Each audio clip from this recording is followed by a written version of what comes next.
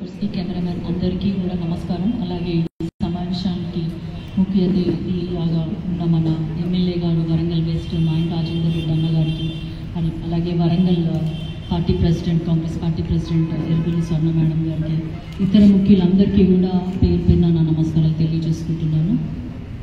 Incharge Azmat గారికి, అలాగే ఇక్కడున్న ఇతర పెద్దలందరికీ కూడా నా నమస్కారాలు.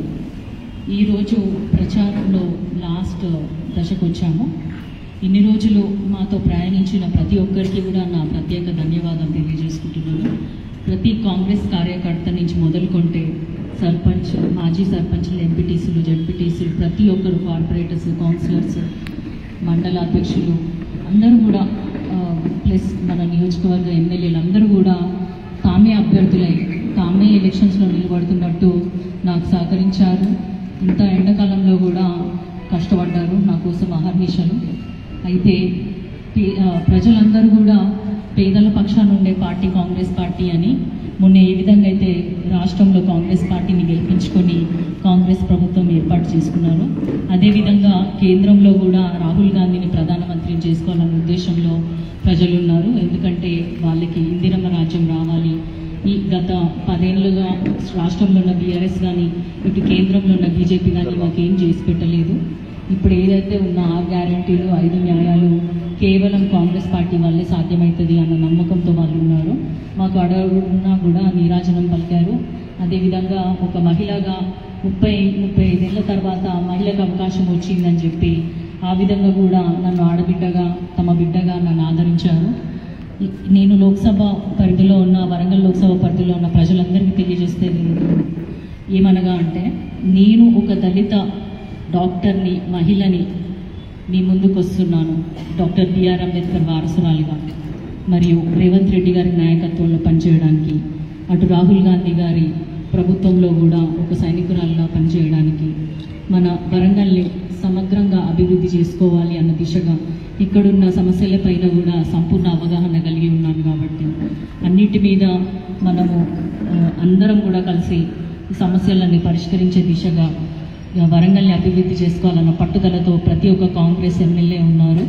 కాంగ్రెస్ నుంచి ఉన్న మన సీఎం గారు కూడా అదే మాటగా మొన్న ఉన్న 3 బహిరంగ సభల్లో అదే మాట చెప్పడం జరిగింది. కాబట్టి నేను విజ్ఞప్తి చేస్తుంది ఏంటంటే, ఒక ఉన్నత విద్యావంతురాలిగా, ఒక మహిళగా, మహిళల సమస్యలు అత్యధికంగా తెలుసు కాబట్టి మహిళల సపోర్ట్ ఉండాలని, ఇక్కడ అత్యధికంగా మహిళా ఓటర్ల శాతం ఎక్కువ ఉంది వరంగల్ లోక్సభ పరిధిలో.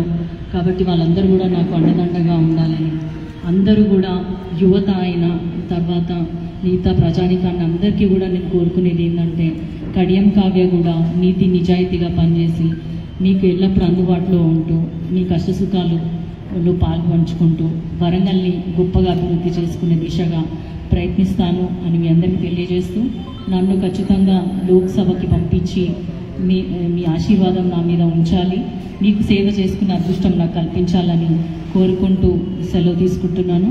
అదేవిధంగా ఇక్కడ ఇంకో ముఖ్యమైన విషయం ఏంటంటే, టీఆర్ఎస్ బీజేపీ ఒకటే. ఏ విధంగా అయితే బీజేపీ మా అభ్యర్థి అంతకుముందు ఓడిపోయాడు, ఆయన మీద అనేక ఆరోపణలు ఉన్నాయని చెప్పి ఉన్నా కూడా రంగు మార్చుకొని పార్టీ మారి మళ్ళీ మన ముందుకు వస్తున్నాడు. కాబట్టి బీఆర్ఎస్ కూడా వాళ్ళకి వత్తాసు పలుకుతుంది. వాళ్ళ కారణాలు వాళ్ళకు ఉన్నాయి. కాబట్టి ఎట్టి పరిస్థితులలో బీఆర్ఎస్కి, బీజేపీకి ఓటేయొద్దు, కాంగ్రెస్ పార్టీకి ఓటేసి అటు రాహుల్ గాంధీ గారిని ప్రధానమంత్రిని చేసుకోవాలి, ఇక్కడ కడియం కావ్యాన్ని కూడా ఎంపీగా చేసుకోవాలి, అక్కడ కేంద్రంలో మన కాంగ్రెస్ జెండా ఎత్తే విధంగా మీరందరూ ఆశీర్వదించాలని కోరుకుంటూ సెలవు తీసుకుంటున్నాను. జై కాంగ్రెస్. అందరికీ నమస్కారం. ముఖ్యంగా కడియం కావ్య గారు మన అభ్యర్థి, అలాగే వేదిక పైన ఉన్న పెద్దలకు, కార్పొరేటర్స్కి, అలాగే కార్యకర్తలకు, నా కుటుంబ సభ్యులందరికీ కూడా నా నమస్కారం. మనం గత 40 రోజుల నుంచి కూడా ఈ కార్యక్రమంలో తిరుగుతూనే ఉన్నాం. రోజు కూడా కాంగ్రెస్ పార్టీ చేసే అభివృద్ధి పనుల గురించి చెప్తూ, గతంలో కాంగ్రెస్ ప్రభుత్వం ఉన్నప్పుడు ఏం చేసింది, ఈ 10 సంవత్సరాలలో అంటే మనం కోరుకున్నట్టు ఏమీ జరగలేదు, వాళ్ళు అభివృద్ధి చేస్తానని ఎన్ని మాటలు చెప్పి ఏమేమి చేయలేదో కూడా గుర్తు చేస్తూ, ఇక ముందు కాలంలో మనం చేసే అభివృద్ధి గురించి కూడా చెప్పి మనం తిరగడం జరిగింది. నేను ఒకటే చెప్తున్నాను, కాంగ్రెస్ పార్టీ అంటే బలహీన వర్గాలకు అందరికీ కూడా చేయూతగా ఉండే పార్టీ కాంగ్రెస్ పార్టీ. రాహుల్ గాంధీ గారు జోడో యాత్ర చేసినప్పుడు కూడా ఈ దేశం సమైక్యంగా ఉండాలి, అందరూ సంతోషంగా ఉండాలని కోరుకున్నారు. మరి వాళ్ళ బీజేపీ వాళ్ళు కానివ్వండి, టీఆర్ఎస్ వాళ్ళు కానివ్వండి, చెప్పేదేంటో ఒకసారి మనకు వాళ్ళు చెప్పే మాటలను బట్టి తెలుస్తుంది. విభజించి పాలించు అనే రీతిగా వాళ్ళు పోకడలు ఉన్నాయి.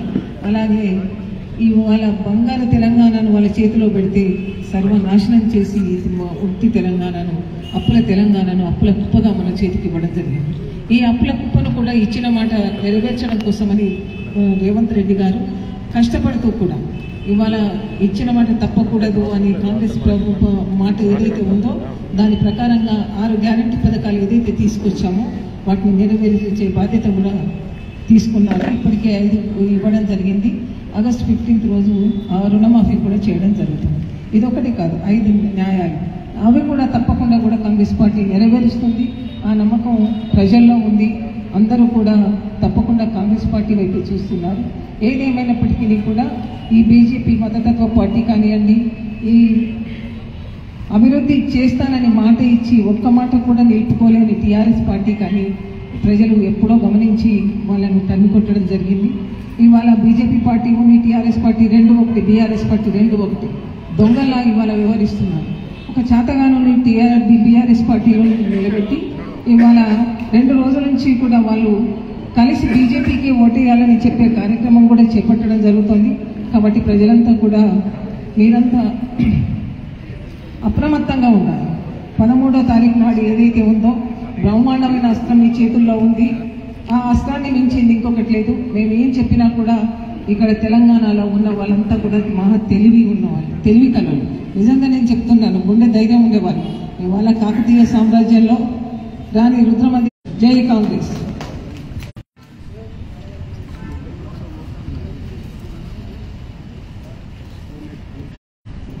అందరికీ నమస్కారం. ప్రచారం చివరి రోజులో భాగంగా పార్టీకి అహర్నిశలు కష్టపడి కాంగ్రెస్ పార్టీ కార్యకర్తలు, నాయకులు, కుటుంబ సభ్యులు అందరికీ కూడా నిజంగా ఇన్ని రోజులు రాత్రి పగలు ఏ అవసరం ఉన్నా కష్టపడి పనిచేసిన వీళ్లకు, మరియు ఈ కష్టాన్ని గుర్తించి రాసిన ప్రజలకు తీసుకువెళ్ళిన మీడియా ద్వారా తీసుకుపోయిన మీడియా, ఎలక్ట్రానిక్ ప్రింట్ మీడియా సోదరులకు నిజంగా కూడా ప్రత్యేక ధన్యవాదాలు తెలియజేస్తున్నాను. మరి మీ ద్వారా ఈ చివరి రోజు జిల్లా ప్రజలకు ప్రత్యేకంగా విజ్ఞప్తి చేస్తున్నాను, అప్పీల్ చేస్తున్నాను. గతంలో 10 ఏళ్ల పాలన చూడండి, ఈ 4 నెలల పాలన చూడండి. మేము ఇన్ని 4 నెలల్లో 2 నెలలు, 1 నెల అసెంబ్లీ, 1 నెల కోడ్తోటే పోయింది. 2 నెలల్లో మేము ఎన్ని తీసుకురావాలో అని స్కీములు చేస్తే 2 నెలల్లోనే ఇంకా ఏమి చేయలేదని రోడ్డు మీదకి ఎక్కి బట్టలు చింపుకొని గొగ్గులు పెడుతున్న హరీష్ రావు, బీజేపీకి తొత్తుగా వ్యవహరిస్తున్న వీళ్ళు తప్పుదారి పట్టించే విధంగా 10 ఏళ్ళు చేసి KG2 PG కానివ్వండి, నిరుద్యోగ వృత్తి కానివ్వండి, ఇవన్నీ ఏవి కూడా ఎలక్షన్ మేనిఫెస్టోలో పెట్టినా ఇంప్లిమెంట్ చేయలేని దద్దమ్మలు ఇలా రోడ్డు మీదకి వచ్చి మైకులు పట్టుకొని మాట్లాడుతా అంటే సిగ్గనిపిస్తుంది. వీటన్నిటిని కూడా ప్రజలు తప్పకుండా గుర్తిస్తారని చెప్పి నేను ఆశిస్తున్నాను. ఎందుకు చెప్తున్నానంటే మీరు వరంగల్ జిల్లా, ఉమ్మడి జిల్లాలో వేసే ప్రతి ఓటు వరంగల్ జిల్లా అభివృద్ధి గురించి పోబోతున్నటువంటి ఓటు. గతంలో వేసిన 10 ఏళ్ళు వేసిన ఓట్లు అన్ని కూడా భయానికి ముఖ్యమంత్రి గారి దగ్గర అపాయింట్మెంట్ తీసుకోవడానికే 6 నెలలు పట్టేది. వీళ్ళు అడిగి తెచ్చుకునేది కాదు. మరి ముఖ్యమంత్రి గారు ఈ నెలలో 2 సార్లు సభలు పెడితే కూడా 2 సభలలో వరంగల్ జిల్లాకి ఇస్తున్నటువంటి వరాలు అంతా ఇంత కాదు. మరి రేపు అందరం ఇక్కడ ఎమ్మెల్యేలం కానీ ఏది కానీ మళ్ళా మేము ఎలక్షన్స్ అయిపోయాక మీరు పోయి మన ఇచ్చిన మాట గురించి ఏమైందన్నా మాకు కావాలి కదా అని చెప్పి అడగాలంటే, మేము మొగ్గం చూపించుకోవాలంటే కూడా మీ అందరి ఆశీర్వాదాలు, మీ అందరి ఓట్లతోటి అత్యధిక మెజార్టీతోటి కడియం కావ్య గారిని గెలిపిస్తే గర్వంగా తలెత్తుకొని అన్నా మాట ఇచ్చినావు, ఇవి మాకు కావాలి అని చెప్పి మేము ఇదిగా గర్వంగా అడగగలుగుతాం. దీన్ని గుర్తుంచుకోండి, మీరందరూ కూడా ప్రజలందరూ గుర్తుంచుకోండి. నిజంగా కూడా 4 నెలల్లో మీరు చూస్తున్నారు పట్టణాన్ని నిధులు తీసుకొచ్చినాం, దాన్ని ఏ విధంగా ముందుకు తీసుకుపోవాలని దాని మీద ఒక ప్రణాళిక ప్రకారం ఒక విజన్ పెట్టుకొని ఎమ్మెల్యేలందరూ కలిసికట్టుగా కడియం కావ్య గారిని ఎలక్షన్లు రావటం వల్ల, ఇప్పుడు పార్లమెంట్ ఎలక్షన్ రావటం వల్ల వాళ్ళు రావడంతో మేము అడగటంతో ఇన్ని అతను ఎవరు బయటికి పంపాడు బాబు, బయటికి పంపాడు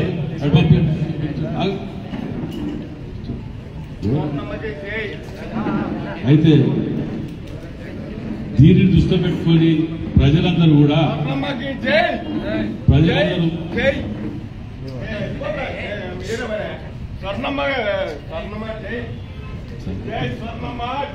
ఓకే, వెరీ గుడ్. ఆడ కూర్చోమని అయితే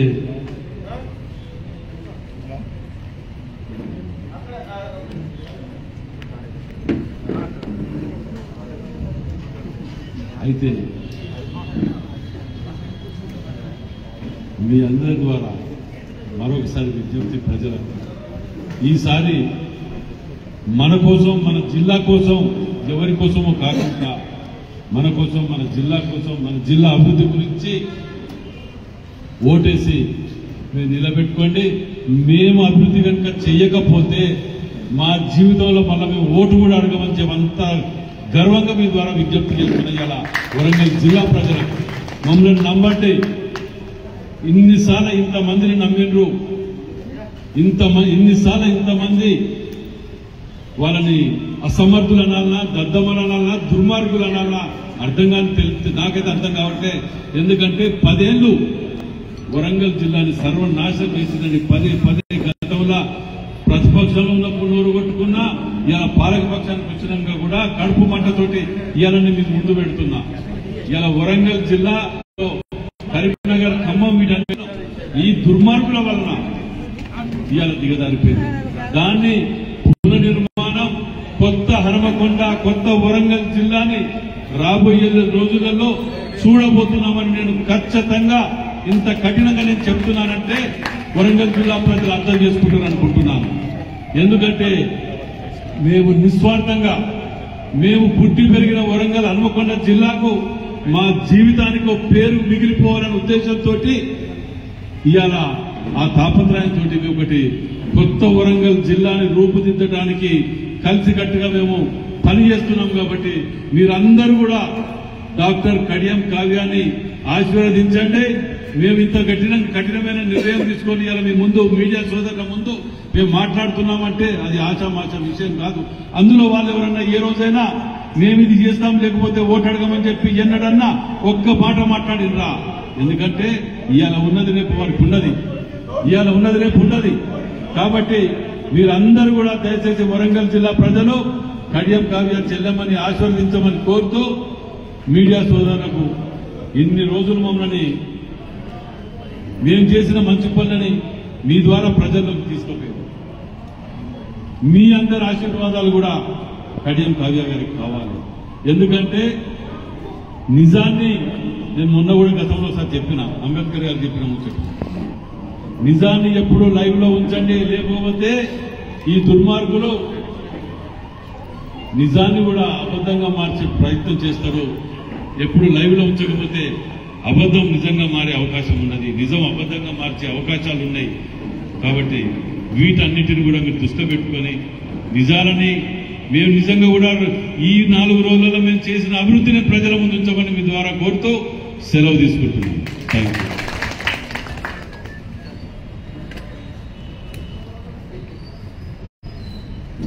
ఇప్పుడు ఉమ్మడి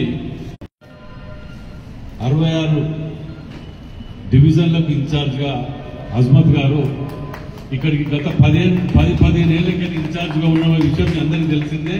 నూతనంగా మొన్న వారం రోజుల కింద కూడా ఈ 66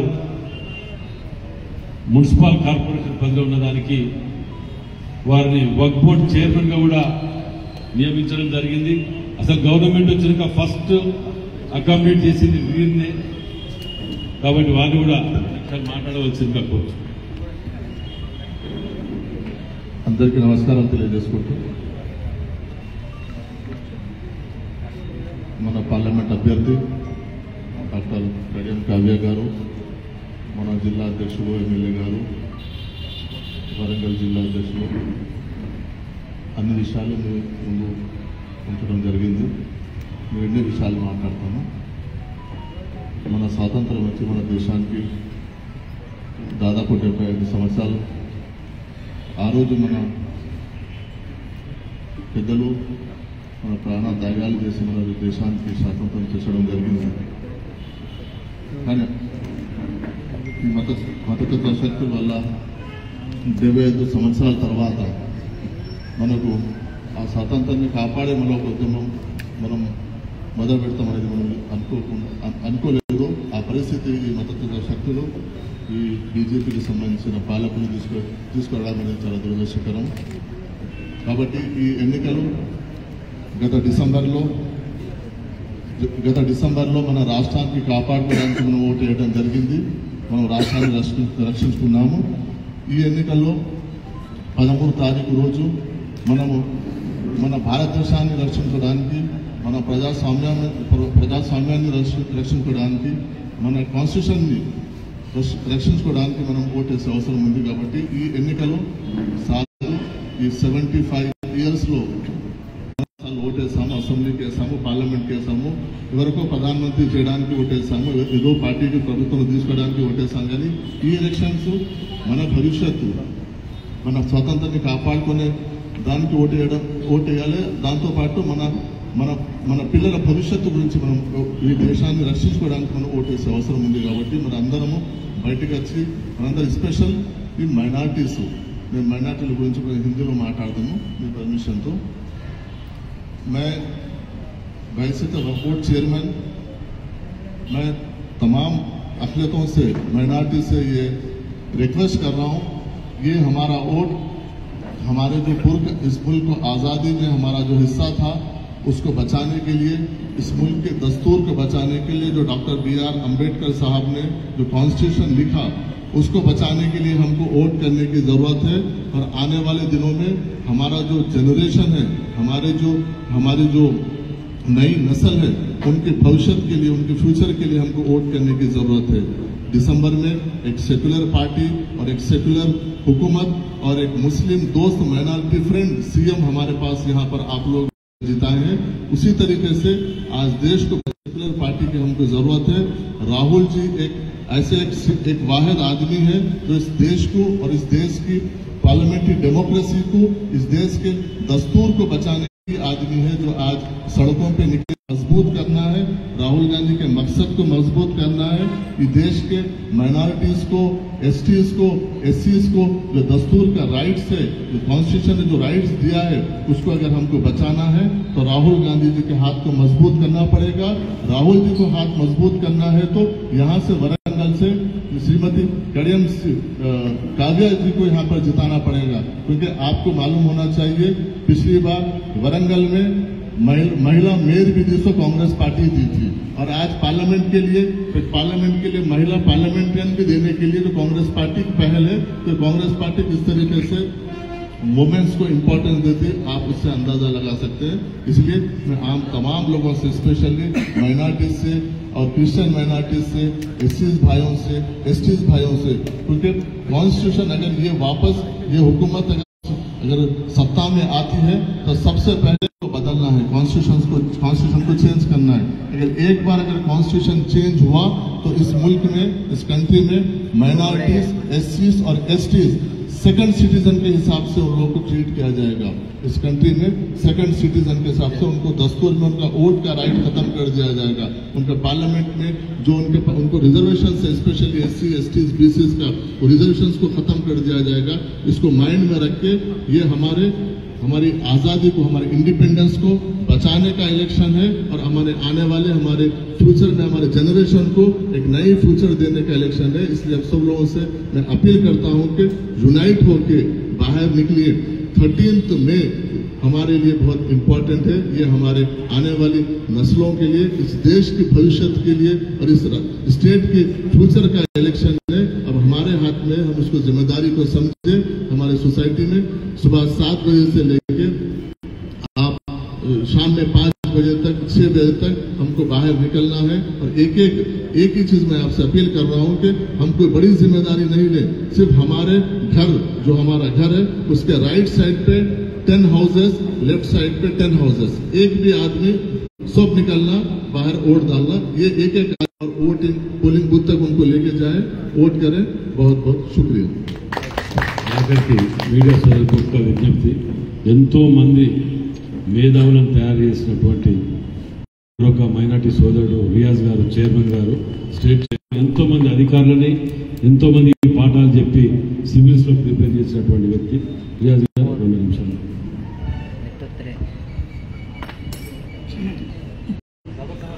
మన గౌరవ ఎమ్మెల్యే క్యాండిడేట్ కావ్య గారు, నేను కాంగ్రెస్ పార్టీ రాష్ట్ర అలాగే కేంద్ర manifesto committee మెంబర్ని.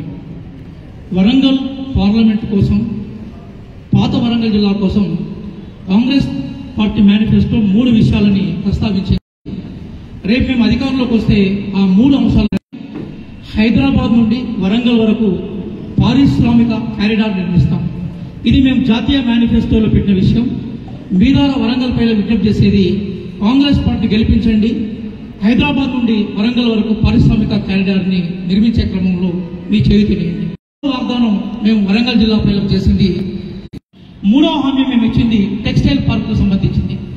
1934లో Azam Sai mill అనే మిల్ని అప్పుడు నిజాం గవర్నమెంట్ నిర్మిస్తే తర్వాత రకరకాల కారణాల వల్ల అది మూతవేయబడ్డది.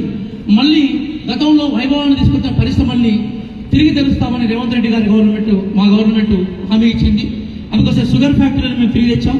అలాగే ఆజం సాయి మిల్లును అదే విధంగా పునరుద్ధరించడం సాధ్యం కాదు కాబట్టి టెక్స్టైల్కి సంబంధించిన హామీగానే మిగిలిపోయింది, భూసేకరణ మిగిలిపోయింది.